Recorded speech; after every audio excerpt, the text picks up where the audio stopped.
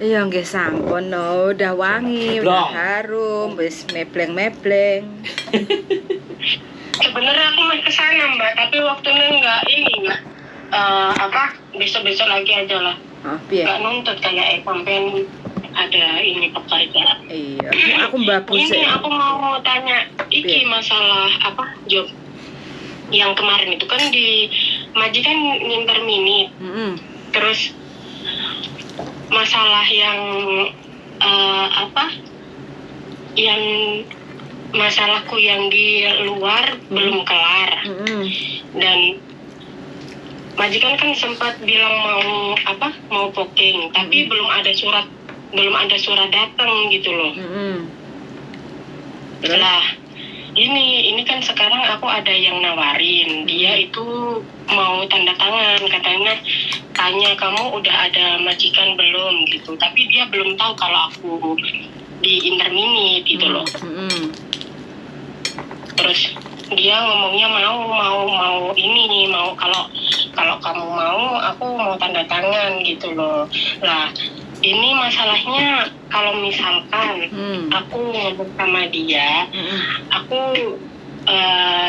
bercerita masalahku, terus nanti dia mau, terus dia udah serak sama cara kerjaku, terus aku ngomong aku mau mau niain, tapi aku pilih agent sendiri gitu loh. Nanti aku masukin ke ikut di sampean gitu loh Mbak Ili.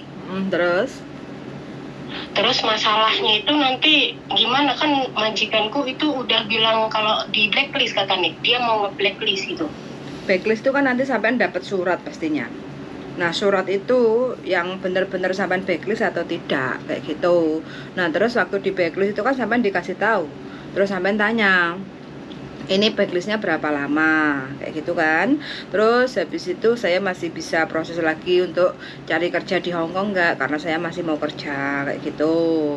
Jadi kan kalau jawaban ini kan pertanyaannya sampean kan masih tembung katanya di blacklist kayak gitu kan. Jadi jawabannya kan masih belum fix kayak gitu kan, soalnya kan masih katanya kayak gitu. Jadi nanti sampean harus terima surat. Kalau blacklist itu kan pasti terima surat Mbak, bahwa sampean punya catatan kriminal atau catatan buruk atau rekod sampean di Hongkong seperti ini, kan pasti ada tulisannya yang memberi alasan kenapa kok sampean di blacklist kayak gitu kan. Dan sampean pasti ada draftnya, dikasih kopinya kayak gitu kan. Terus sampean suruh tanda tangan menyetujui bahwa seberapa lama sampean nggak boleh di Hongkong kayak gitu. Itu baru blacklist kayak gitu. Jadi kalau udah di blacklist otomatis sampean dapat majikan pun juga tetap sama, nggak bisa turun bisa kayak gitu. Oh begitu. Tapi ketika kita tahu di blacklist itu langsung apa ketika kita mau tanda tangan majikan iki dari imigrasi, pas kita mau majikan baru mau tahu identitas kita terus mau tanda tangan itu tahu di blacklist apa bisa sekarang langsung gitu loh? Kita tahunya di blacklist itu ketika apa maksudnya? Sampean bilang katanya di blacklist itu siapa yang bilang katanya?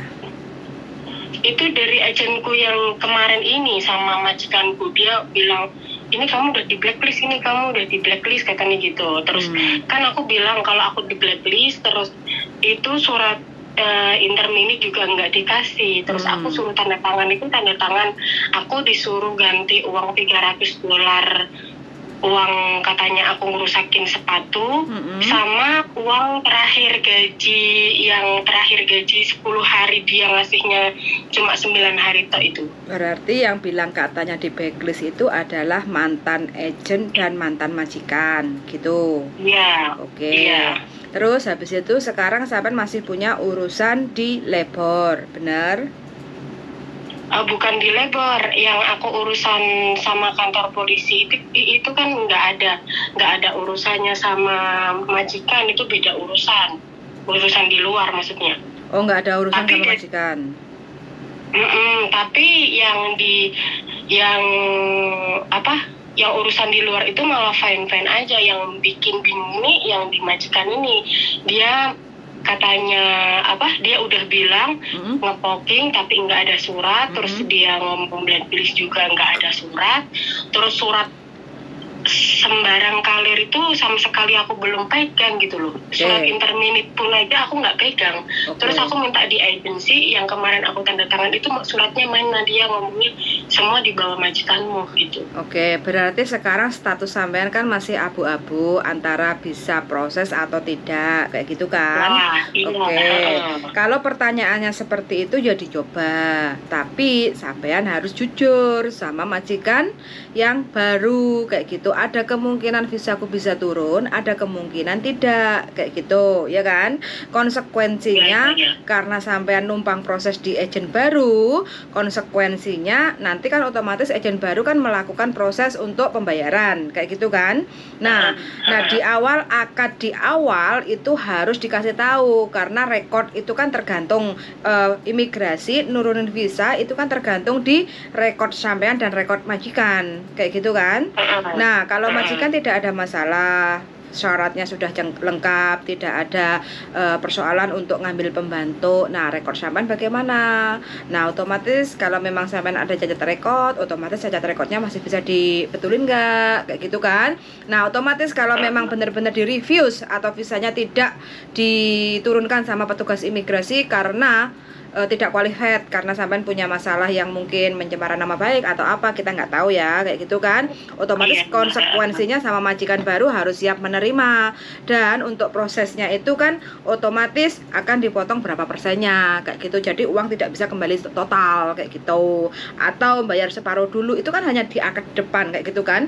Atau jumlah pembayaran sekian, kayak gitu kan.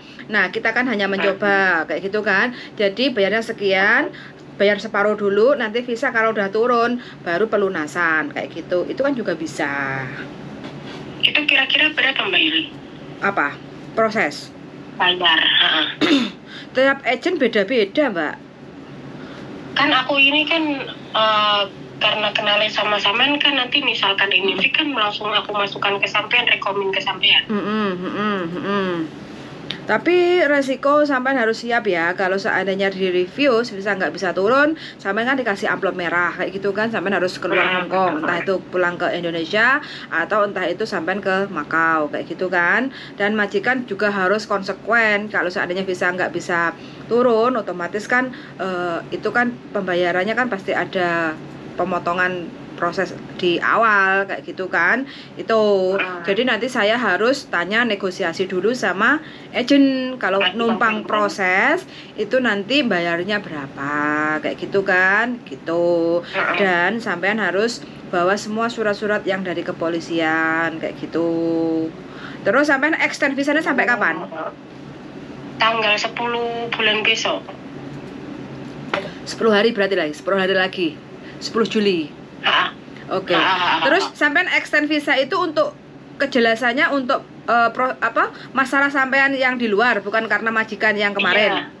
Bukan, kan dari majikan belum ada surat. Belum ada surat sama sekali, apapun itu belum ada surat.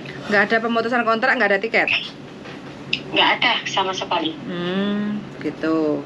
Kenapa kok nggak ngasih ya? Kalau kayak gitu kan sama aja gantung ya. Yang proses sampean nanti juga gantung.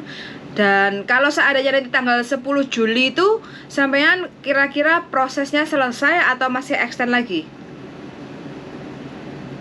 Gini, kalau nanti tanggal 3 itu udah kelar, udah fix, nggak ada masalah lagi, itu udah nggak extend lagi, soalnya aku nggak ada urusan lagi gitu loh, udah selesai. Tapi misalkan nanti ini majikan kau-kaucan, maksudnya ada masalah atau apa, dia memperrumit masalahku, ya aku langsung ini aja, mempermasalahkan dia juga. Masalahnya gini, kalau dia nggak ngasih rekod jelek aku ke sana, itu maksudnya aku nggak apa-apa, nggak dikasih tiket gitu loh. Aku nggak mau ribet gitu loh. Jadi kalau aku mau ganti majikan pun itu udah nggak ada urusan sama dia, nggak ada urusan sama siapapun gitu loh. Urusanku udah kelar semua, jadi aku jalan itu lurus, nggak ada gantung-gantung aku harus nyelesain sama dia, aku harus omongan sama dia gitu loh. Jadi aku mending itu ngiklasin uang tiket sama uang notis itu loh, udahlah gitu. Aku kok bingung ya iki. Iki sampean urusan di luar majikan itu urusan apa ya? Yang kemarin itu di apa di Patka itu kan ngetut gitu, aku udah bilang mau ngasihkan ke kasir, terus satu barang keluar di apa troli itu loh Mbak Yuli. Dia beli di apa jenenge? Barang itu kan Itu. banyak. Terus ada yang dari Kaipo, ada yang dari apa gitu loh. Aku kasihkan ke troli. Lah satu sampo itu ada yang masuk di troliku kecampur sama apa namanya? Tisu dan lain-lain sembarang kalir, enggak tak wadahi kawan botoy. Oh. Nggak ada kawan botoynya ke troli, terus ada bunyi itu aku langsung masuk, langsung tanya ke Cece, tolong dicek, kan biasanya kalau dipakai kan barang yang dari pakai kan apa itu kan kelihatan kan, yang dari pakai apa, yang dari Kaipo apa, yang bukan barang dari pakai itu kan ngerti kan.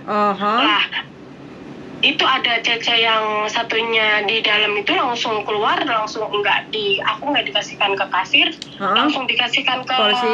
Itu ke apa ruangan itu ya. Untungnya di sini canggih, jadi dia ngiranya barang satu One Boto itu dari Patkai semua, ternyata enggak, yang di dalam yang belum kehitung itu satu itu apa sampo gitu loh. Gitu. Berarti dari pihak supermarket itu yang ngelaporin sampean, gitu toh? Oke. Oke. Nah, karena iya, karena di situ udah ada apa interogasi dan lain-lain, udah step by step udah kelar, tinggal besok ini tanggal 3 ya udah, aku rasa udah nggak ada masalah. Kalau ini masalahnya nggak ribet kayak yang dimajikan, malah menurutku yang ribet ini majikan. Oke, gini. Oke, aku sekarang agak lebih paham masalahnya. Sekarang gini, prosesnya sampean keluar dari rumah majikan itu kan karena untuk menyelesaikan urusan sampean yang ngikut sampo di supermarket itu kan? Terus majikan nggak mau pakai sampean kayak gitu kan? Iya, tapi dengan alasan yang berbeda Mbak Yuli, bukan itu masalahnya. Oh, alasan yang berbeda, oke. Sekarang gini, satu-satu dulu ya. Nanti sampean tanggal 3 Juli itu kan sampean sidang masalah supermarket yang ikut sampo itu.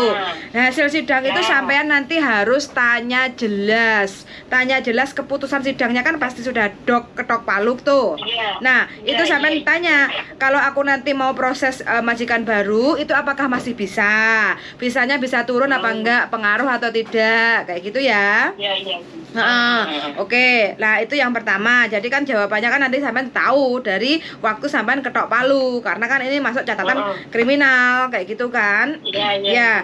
Terus yang kedua, sampean ngomong sama majikan, "Mbok, aku kok keluarkan aku tanpa tiket, tanpa uang gaji interminate," kayak gitu kan. Oke lah, aku tidak akan nuntut kamu, tapi aku minta surat rekomendasi bahwa aku kerja sama kamu itu ibaratnya tidak ada catatan buruk, kayak gitu loh. Iya enggak? Iya. Dan surat referensi itu nanti yang akan jadi pendukung sampean untuk proses majikan baru, kayak gitu. Tulis aja sampai nanti, nggak tahu nanti majikannya nulisnya last day keluar majikan tanggal berapa, kayak gitu kan.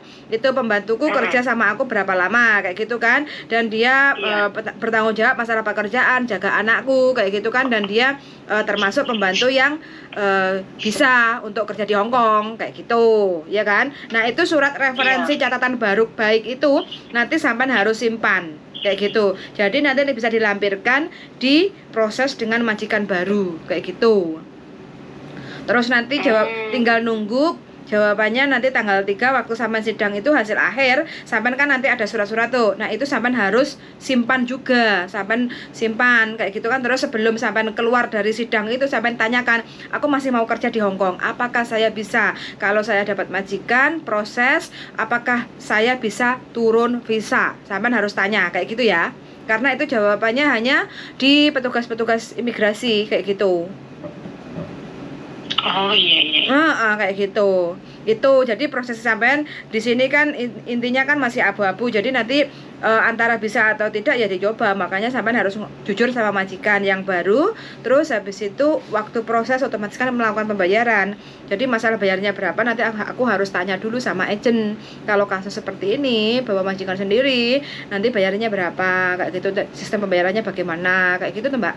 Nanti harus kedua belah pihak itu harus legowo antara visanya bisa turun atau tidak kayak gitu. Kalau visa nggak turun, otomatis kan uang untuk proses itu kan kalau bayarnya separuh ya separuh itu nggak balik. Kalau seandainya majikan mau bayar total, otomatis akan dipotong berapa persen kayak gitu. Oh iya. Begitu Mbak. Jadi nanti kalau bisa sih tanggal 3 selepas sidang aja, baru sampean kan udah ada kejelasan. Terus habis itu sampean langsung ngomong sama majikan yang mantan majikan. Sampean harus minta catatan rekor bahwa sampean itu surat referensi namanya. Selama kerja sama majikan itu sampean itu seperti apa, jaga apa kayak gitu. Yang penting intinya sampean jaga anak, contoh ya, sampean jaga anak itu punya rasa tanggung jawab, terus bisa masak, bisa menghandle pekerjaan rumah. Kayak gitu aja sih intinya. Iya. Kalau misalkan dari majikan yang lama nggak mau tahu, terus udah amli lah intinya itu, terus ya sampai satunya kita ke labor. Iya ke labor loh, aku keluarin, aku nggak ada tiket, gimana aku mau pulang Indonesia gitu no? Kasih aku tiket pulang ke Indonesia gitu no? Gitu ya.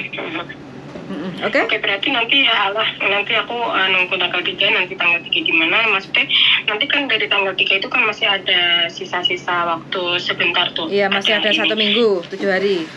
Lah, kalau misalkan nanti ini waktu buat lari-lari belum ini, nanti aku nggak ada alasan lagi nggak extend visa di sini kan? Aku kalau keluar di Macau? Misalkan aku harus ke Macau gitu, ada masalah nggak Mbak? Selama sampean sudah ada majikan, proses nunggu visa nggak ada masalah. Atau kalau seandainya sampean memutuskan untuk kerja ke Macau, ya sampean interview sama agent di Macau kayak gitu. Jadi tidak ada masalah kayak gitu. Oh, oke. Ya udah ngerti, nggak jadi masalah yang ditata dulu, nanti nunggu tanggal 3 jawabannya kayak gitu ya. Makanya aku ini bukan masalah aku terburu-buru atau apa, maksudnya kalau ada yang intinya dorong dengan omongan yang pasti itu kan, jadi ada pandangan gitu loh Mbak Yuli. Iya, prepare-nya ya seperti itu. Pokoknya sampean sistemnya step by step-nya sampean kan sudah ada gambaran kayak gitu kan. Hasilnya nanti tinggal nunggu tanggal 3 Juli selepas sidang sampean bagaimana kayak gitu. Kalau sidang udah selesai, ya udah kamu bisa cari majikan lagi kayak gitu kan. Ya, otomatis antara visa turun atau tidak nanti depend of immigration pusat yang ada di Wanjai kayak gitu kan. Ya sampean tinggal nanti ngomong sama majikan yang baru kayak gitu biar tidak mengecewakan kayak gitu kan. Begitu toh Mbak? Oh iya, makasih banget. Oke, sami-sami, sukses selalu. Mudah-mudahan ada jalan terbaik kayak gitu ya. Oke, suwun, yuk. Siap. Oke, bye-bye. Bye-bye. Oke teman-teman ya, ini kasusnya agak sedikit berat ya karena belanja bawa barang banyak. Jadi ada satu bahan belanjaan itu masuk ke kantong satunya yang belum terbayar. Jadi bunyinya akhirnya masuk ke interogasi dan ada catatan kriminal, harus sidang kayak gitu. Oke, sangat minta doanya aja, mudah-mudahan salah satu PM ini diberi kemudahan, terus tidak ada masalah berat, bisa masih kerja lagi di Hong Kong supaya bisa mencukupi kebutuhan yang ada di Indonesia untuk keluarganya. Sangat sudah mendengarkan dan see you in the next video. Bye bye.